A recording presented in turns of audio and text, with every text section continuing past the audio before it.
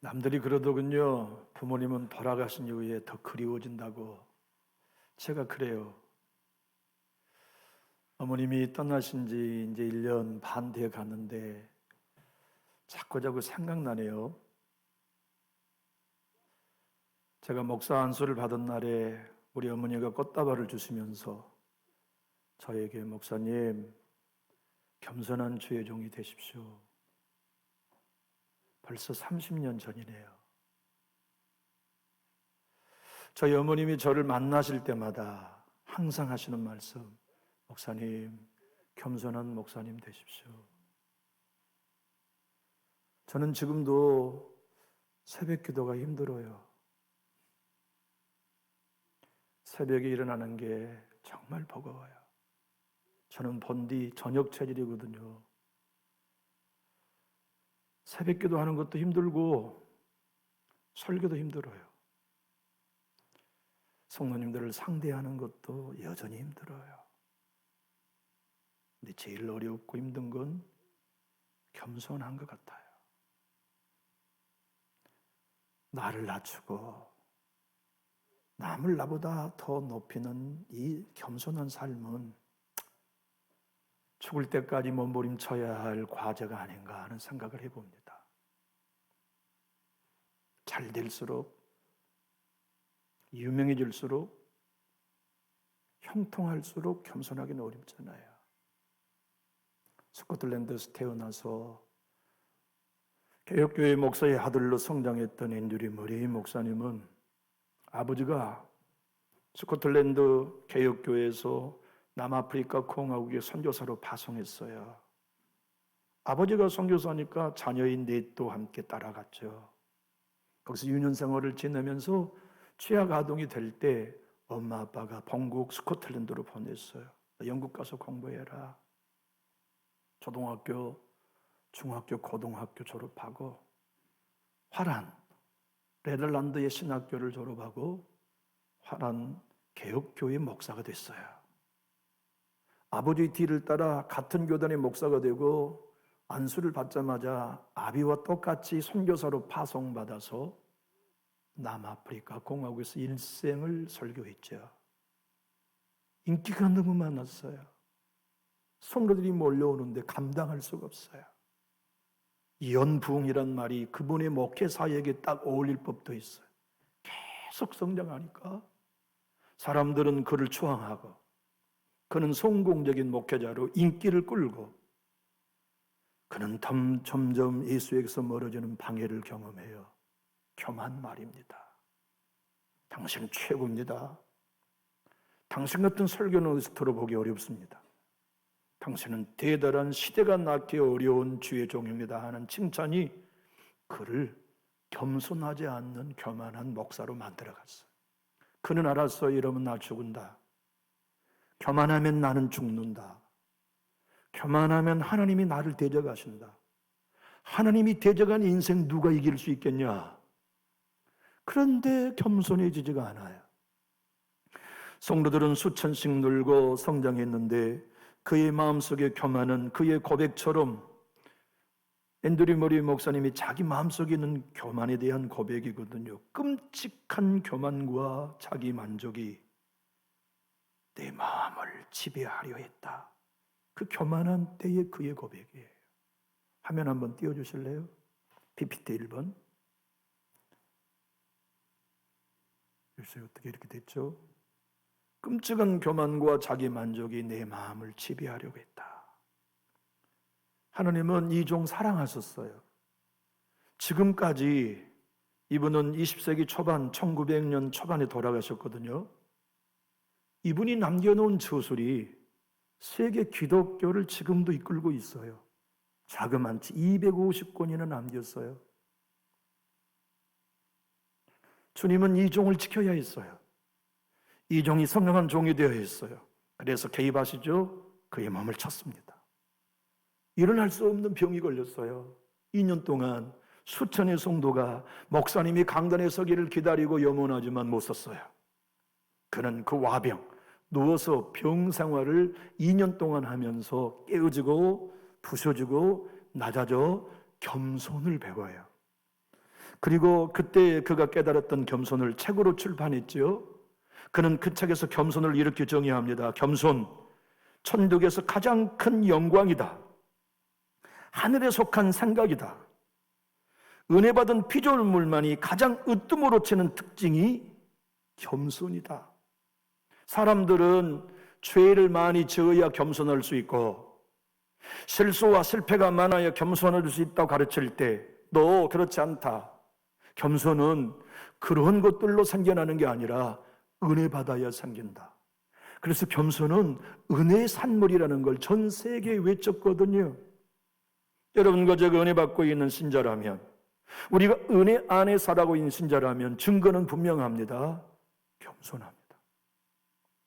오늘 우리 주님은 변화산에서 하나님이신 모습을 제자들에게 보이고 내려온 날이거든요. 전날 밤 제자들은 얼마나 놀랐을까요? 요한, 베드로, 야고보 세 사도만이 우리 예수님이 하나님인 것을 변화산에서 목격했거든요. 우와, 우리 선생님이 하나님이시네. 변화된 예수님의 형상을 보고 내 주님의 영광 앞에 취해 있을 때 그곳으로만 족할 수 없도록 세상에 모세가 수천 년 전에 죽었던 모세가 우리 예수님 앞에 내려와 대화 나누는 걸 보았어요. 아니, 그것도 놀라운데 승천했던 엘리야가 하늘에서 내려와 우리 예수님과 셋이서 대화 나누는 걸 세 명의 제자가 목격할 때 그들은 의기양양하지 않았겠어요? 내가 줄 잘 잡았다 이거. 내 선생님이 예수요 메시아인 이상 이 로마 너그는 끝났어. 우리 예수님이 이제 단숨에 로마 너희를 정복하고 우리를 해방시킬 거야. 그때 난 높아지겠지. 우청룡 자뱉고 우의정 좌의정의 자리에 앉게 될 거야. 그 말, 그때 주님, 누가 주님의 가장 오른편에 정치할 수 있습니까? 하는 이 질문을 우회적으로 던졌습니다. 주님, 천국에서는 누가 큰 자입니까? 숨은 동기가 있어요. 그들이 진짜 궁금한 거 그거 아니었습니다. 주님, 누구를 가장 오른편에 정치적으로 세우시렵니까? 누구를 가장 큰 제자로 삼겠습니까? 하는 질문이었죠. 우리 주님은 그 질문에 대하여 대답하신 내용이 오늘 우리가 읽은 말씀입니다. 그때에 제자들이 예수께 나와 이르되 천국에서는 누가 크니이까? 2절과 3절은 예수께서 한 어린아이를 불러 그들 가운데 세우시고 이르시되 진실로 너희에게 이르노니 너희가 돌이켜 어린아이들과 같이 되지 아니하면 결단코 천국에 들어가지 못하리라. 천국에 들어갈 자격, 돌이킨 사람. 4절은 돌이킨 사람의 특징, 낮은 자기를 낮추는 겸손한 사람이라는 걸 주님이 설명하시고 우리들에게 오늘 말씀하십니다. 그대여 돌이켰는가? 그대여 낮아졌는가? 그대여 종교인이 아닌 진정 예수 따르는 제자가 되었는가? 겸손에 대하여 고민하고 겸손을 위해 눈물로 기도하는가? 겸손이 그대의 우복이 되고 겸손이 그의 멸관이 되도록 자기를 부인하고 있는가? 천국은 돌이켜, 다시 말하면 회개하고 어린아이처럼 난 자격 없습니다. 나는 하나님의 자녀가 될 만한 근거 없는 주인입니다. 나는 하나님 앞에 내놓을 것이나 자랑할 것이 아무것도 없습니다. 주님, 오직 주의 선처, 은혜만 바랄 뿐입니다가 진정 너의 고백이 되었는가? 진정 그대가 주의 재림을 준비하는 거듭난 신자가 되었는가를 묻고 계시는 거죠. 우리는 생각합니다. 천국은 평등할 것이라고. 땅의 기준과 땅의 사고로 하늘을 우리는 가늠해요. 그러나 내 주님이 거듭거듭 가르친 말씀을 교차 비교해 보면 천국은 평등하지 않습니다. 천국은 가진 자는 더 받게 되고 없는 자는 있는 것도 뺏기게 된 곳이고, 천국은 분명 내 주님이 오늘 본문에서 말씀하신 것처럼 큰 자도 있고 작은 자도 있어요. 그것이 하나님의 나라의 원리입니다. 성경이 내 주님이 오늘 4절에서도 말씀하셨지만 마태복음 5장 19절에서도 주님은 동일하게 천국에는 큰 자와 작은 자가 있음을 말씀하셨거든요. 그러므로 누구든지 이 계명 중에 지극히 작은 것 하나라도 버리고 또 그같이 사람을 가르치는 자는 천국에서 지극히 작다 일컬음을 받을 것이요 누구든지 일을 행하며 가르치는 자는 천국에서 크다 일컬음을 받으리라. 분명 주님은 말씀하셨잖아요. 천국에는 큰 자도 있고 작은 자도 있다. 그럼 있는 겁니다. 천국은 절대로 평등하지 않아요. 내 주님이 이 땅에 재림하시는 날 모든 무덤이 열릴 때 그때 부활하는 우리의 모든 영광도 다 평등하지 않아요. 해처럼 밝을 사람, 달처럼 덜 밝을 사람, 별처럼 더 덜 밝을 사람, 영광이 마릅니다. 상급이 마릅니다. 별과 별 중에 작은 빛을 발한 겨우 구원받은 이들도 있겠지요. 이 5장 19절을 우리말 선정으로 제가 읽어보겠습니다. 이 계명 가운데 아주 하찮은 것 하나라도 어기고 또 남에게도 그렇게 하도록 가르치는 사람은 하늘나라에서 가장 작은 사람이라고 불릴 것이다. 그러나 누구든지 이 계명을 지키며 가르치는 사람은 하늘나라에서 큰 사람이라고 불릴 것이다. 사랑하는 나의 교우 여러분, 우리가 왜 손해보면서 예수는 믿어야 하죠? 전 예수님 믿고 손해 많이 보는 것 같아요. 학창시절에도 예수님 믿기 때문에 손해 많이 받고 군생활하면서도 예수님 믿었기 때문에 손해 많이 받고 대학생활하면서도 예수 믿기 때문에 손해 많이 받고 지금도 목사 노릇하느라고 손해보며 사는 것 같아요. 나 그렇게 손해보고 살고 여러분 그렇게 손해보고 살다가 하늘나라 없다면 우리 어떡하죠? 아니 하늘나라 천국에서 더 큰 자로 보상해 주지 않으신다면 우리 도대체 예수를 위해 살았던 모든 수고와 손해를 어디 가서 보상받을 수 있을까요? 그러나 다행스럽게도 내 주님은 우리로 실망하지 않을 수 있도록 말씀하십니다. 이 어린아이처럼 자신을 낮추는 사람이 하늘에서 가장 높은 사람이 될 것이다. 저는 하늘나라에서는 부자가 되고 싶어요. 정말 부자가 되고 싶어요. 저는 넉넉한 삶을 꿈꿉니다. 이유는 딱 하나입니다. 인색하지 않은 사람으로 살고 싶은 것 때문에 누군가를 돕고 싶은 사람을 도울 수 있을 때 도와야 할 때 도우고 싶은 일을 할 수 있기 위해 이번 9월에는 우리 지방에서 목회자 베트남 선교 여행을 갑니다. 부부간에 80만 원, 개인당 130만 원, 부부당 260만 원인데 전주 선교회에서 큰 돈을 내놨어요. 그리고 가난한 목사님들 가실 수 있도록 40만으로 줄이고 부부당 80만 원인데 나는 우리 교회에서 한 10가정 좀 도와줬으면 좋겠다 하는 마음 간절한데 그래서 제가 그전에 목회했던 교회 집사에게 전화했어요. 아목의 조집사야 너 헌금 좀 해라. 예 어디다 할까요? 여차해서 내가 제일 어려운 교회 한 교회 구자 한 구자 돕고 싶다. 너 100만 원 보내라. 예 순종할게요. 그래서 이웃교회 제일 먼저 제가 좀 후원해 놨어요. 좀 섬기고 싶고 나누고 싶으니까 그렇게 살아가는 삶이 진정 하늘의 상급을 쌓고 살아가는 삶이 아닙니까? C.S. 루이스는 목사도 아니었어요. 선교사도 아니었습니다. 그는 평신도요 대학 교수요 영문학자였지만 그는 복음을 알았고 성경을 이해해서 이렇게 말했습니다. 지옥의 독소가 인간에게 들어왔는데 그것이 뭐냐면 교만이다. 교만은 그가 써놓은 교만의 정의를 우리 한번 읽어봅시다. 시작. 가장 핵심적인 악, 가장 궁극적인 악은 교만이다. 성적 부정, 분노, 탐욕, 술 취함 같은 것들도 이 악에 비하면 세 발의 피에 불과하다. 악마는 바로 이 교만 때문에 악마가 되었다. 교만은 온갖 다른 악으로 이어진다. 이것은 하나님께 전적으로 맞서는 마음 상태이다.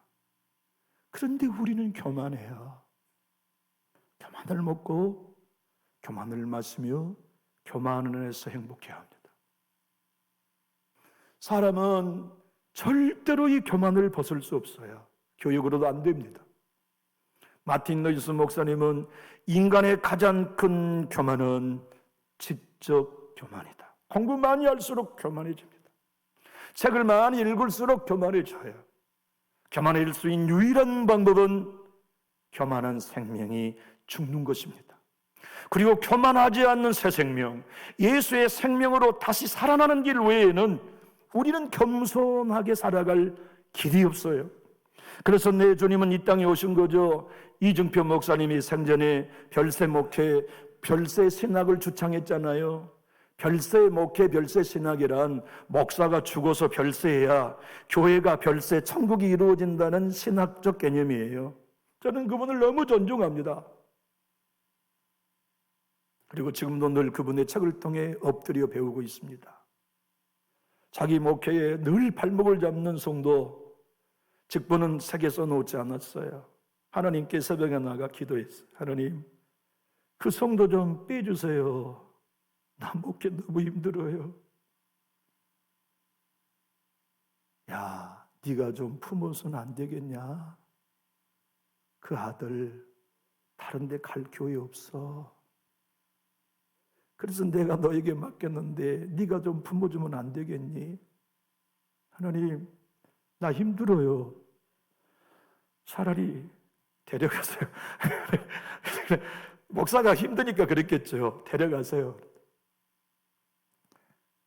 아니야. 나는 그 아들 변화시켜서 교회 일꾼 되려고 아직 생명 연장했는데 네가 데려가라면 내가 어떻게 하겠냐? 네가 그 아들을 품고 좀 기도해 줄 수 없겠니? 하나님, 그러면 천둥번개를 쳐서라도 좀 성질을 좀 고쳐주세요. 못 고친다. 나도 못 고치니까 그 아들을 위해 십자가에 죽었다. 너도 그 아들 고치려고 하지 마. 네가 죽으면 내가 일하겠다 하신 음성을 듣고 그날 이후에 그 성도랑 갈등하지 않았대요. 그래서 그는 이렇게 말해요. 진짜 십자가에 죽은 별세한 목사는 성도와 안 싸운다. 성도와 안 싸우는 게 목회 같아요.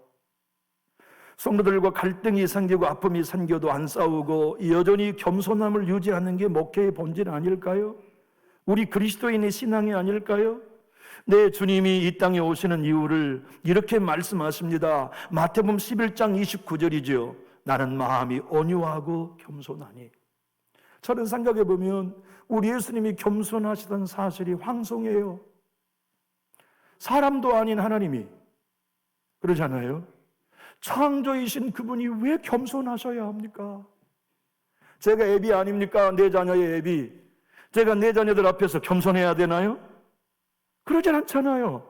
야, 이놈들, 버르장머리 없는 놈들, 이렇게 아비로서 자녀들에게 호통도 치고 가정교육도 해야 되는데 제가 자녀들 앞에서 다소거나니 겸손한다면 이게 가정이 꼬락서니가 말이 아니잖아요. 창조주 하나님이 있잖아요. 왜 겸손하셔야 됩니까? 그렇지 않습니까? 우리를 위해 생명을 내주시고 우리를 죄와 사망에서 건져주시고 우리를 대신하여 율법의 요구를 성취하신 분이라면 그분은 겸손하지 않아도 돼요. 이놈들 찬양해라, 이놈들 나를 예배해라, 순종해라고 말씀하실 수 있었지만 그분은 여전히 지금도 겸손하시고 하늘에 올라가 지금도 여전히 어린 양으로 겸손하게 계신 이유는 겸손만이 우리를 치료하는 치료제이기 때문에 그래요. 교회가 회복되는 거 우리는 얼마나 갈망합니까? 저는 정말 교회가 회복되기를 갈망합니다. 목사가 회복되고 그리스도인이 회복되기를 갈망하는데 회복의 길은 어디에 있습니까? 십자가에 죽어 겸손하는 데 있지 않을까요? 교회가 다 겸손할 수만 있다면, 예수 믿는 그리스도인들이 다 겸손할 수만 있다면 왜 기독교가 세상에 지탄받고 욕먹어야 할까요? 존귀한 예수의 이름을 믿고 세상에 줄 수 없는 천국을 선물해 준 것이 유일한 교회 이것만 왜 이 교회가 세상에 많은 사람들에게 지탄을 받아야 합니까? 겸손하지 않기 때문이 아닙니까? 한때 겸손해 보지 못했던, 교만했던 베드로는 깨닫고 우리에게 이렇게 베드로전서 5장 5절에 격려하지 않습니까? 젊은 자들아, 이와 같이 장로들에게 순종하고 다 서로 겸손으로 허리를 동이라. 하나님은 교만한 자를 대적하시되 겸손한 자들에게는 은혜를 주시느니라. 하나님이 대적하면 누가 이길 수 있겠습니까? 하나님이 대적하신 가정을 누가 지켜낼 수 있겠습니까? 하나님이 대적하신 교회를 어느 누가 보존할 수 있을까요? 그러나 내 주님이 은혜를 주신다면 일어날 수 있고 회복할 수 있지 않겠습니까? 저는 은혜가 필요해요. 저의 삶을 봐도 은혜가 필요하고, 한국 기독교를 봐도 은혜가 필요하고, 저의 남은 앞으로의 사역을 봐도 은혜가 필요하고, 자녀들을 보아도 은혜가 필요해요. 그래서 겸손하기로 작정해요. 난 은혜 받아야 하니까. 난 은혜 없이는 살 수 없으니까. 하나님의 은혜가 내 가정에, 내 교회에 없어서는 우리는 살 수 없으니까. 그런데 여러분, 어린아이가 자기를 낮추듯 너희 스스로를 낮춰야 천국에 들어갈 수 있다고 하시는 주님의 말씀이 우두는 뭘까요? 우리 큰딸이 손주를 데리고 와가지고 집에서 3주 있다 갔어요. 지난 주일 오후에 갔는데요, 오전 예배를 마치고 집에 가서 딸아이와 손주의 짐을 싸는데 얼마나 서운하던지요. 떠난다고 하니까 그렇게 서운할 수가 없어요. 딸아, 갈래냐? 진짜로 갈래냐? 아빠, 신랑 따라 가야죠. 그래, 그것이 자연적인 일이지. 그런데 언제 또 올래? 떠난 손주의 얼굴이 마음속에 아른거려가지고 어젯밤에도 너무나 큰 그리움이 있더라고요. 그 아이는 모든 걸 엄마에게 의존해야 해요. 젖도, 배변도, 옷 갈아입는 것도, 삶 전체가 어린아이는 부모에게 의존하지요. 오늘 성가대의 찬양처럼. 그리스도교, 기독교는 독립의 종교가 아닙니다. 그대가 믿음을 가지고 성장하여 하나님께로 독립하시오. 그게 교만이거든요. 겸손은 무엇입니까? 하나님이 공급해 주지 않으면 나 스스로 설 수 없습니다의 고백, 의존입니다. 주님께 맡기는 거, 주의 도움을 구하는 거, 공급해 주십시오. 힘이 되어 주십시오. 능력이 되어 주십시오. 앞길을 열어주십시오. 구름 기둥과 불 기둥의 은혜가 필요합니다. 난 하나님 없이는 안 돼요. 난 예수님 없이는 안 돼요. 하나님, 나는 오늘도 하나님을 의지하고 바라봅니다. 이 우존적 마음, 주님을 바라보는 마음이 어린아이처럼 자기를 낮춘다. 그들이 천국의 주인공이라는 말씀이에요. 사랑하는 교회 여러분, 어느 교회인들 하나님의 공급 없이 존립할 수 있을까요? 어느 가정이든 어느 기업이든 하나님의 공급 없이 주님이 채워주지 않고도 경영될 수 있을까요? 우리 모두가 진실로 천국의 백성으로서 하나님 앞에 나갈 때마다 하나님의 의에 배고프고 목마르며 줄이면서 오늘도 공급해 주십시오, 채워주십시오, 내 하나님의 은혜 없이는 살 수 없습니다가 우리의 고백이 되어진다면 주님은 우리를 이 땅에서도 크게, 하늘나라에서도 크게 사용하실 거라는 말씀이 가슴에 믿음으로 다가오기에 충분하지요. 하나님의 사람 존 메가더는 이렇게 말했습니다. 짐을 들고 천국의 해전식 개찰구를 통과할 수는 없다. 자기 자랑의 짐, 자기 의의 짐, 자기 공로의 짐 가지고는 천국의 회전 개찰구는 좁아서 들어갈 수 없다. 그것은 오직 하나, 다 부인하고 십자가에 못 박아 빈손을 든 사람들만이 들어갈 수 있는 곳이 아이들같이 겸손한 자가 들어가는 천국이다. 교우 여러분, 교회에 나와 빈손이신가요? 주님께 나와 기도할 때 빈손인가요? 오늘도 하나님, 나는 자랑할 것도 없습니다. 내놓을 것도 없습니다. 모든 것이 하나님의 은혜로 되었습니다는 빈손이 우리 것 됐나요? 만세반석 같은 십자가에서 당신이 몸 쪼개주시고 그 길을 지나 나 빈손인 나에게 십자가 붙들어 구원받게 하신 은혜, 그 은혜 외에는 나는 아무것도 자랑할 수 없습니다가 우리의 고백이 될 수 있나요? 영국의 천교도의 아버지 톰 레이디 목사님은 우리가 그렇게 늘 부르는 찬송가 494장을 지었지요. 만세 반석이 열리니 내가 들어갑니다. 창의 허리 상하여 물과 피를 흘린 거 내게 효험되어서 천결하게 하소서. 내가 공을 세우나 은혜 갚지 못하니 쉼없이 힘쓰고 눈물 근심 많으나 구속 못할 죄인을 예수 홀로 속하니 빈손 들고 앞에가 십자가를 붙드네 이가 없는 자로도 도와주신 바라고 생명섬에 나아가 마음을 씻어주소서.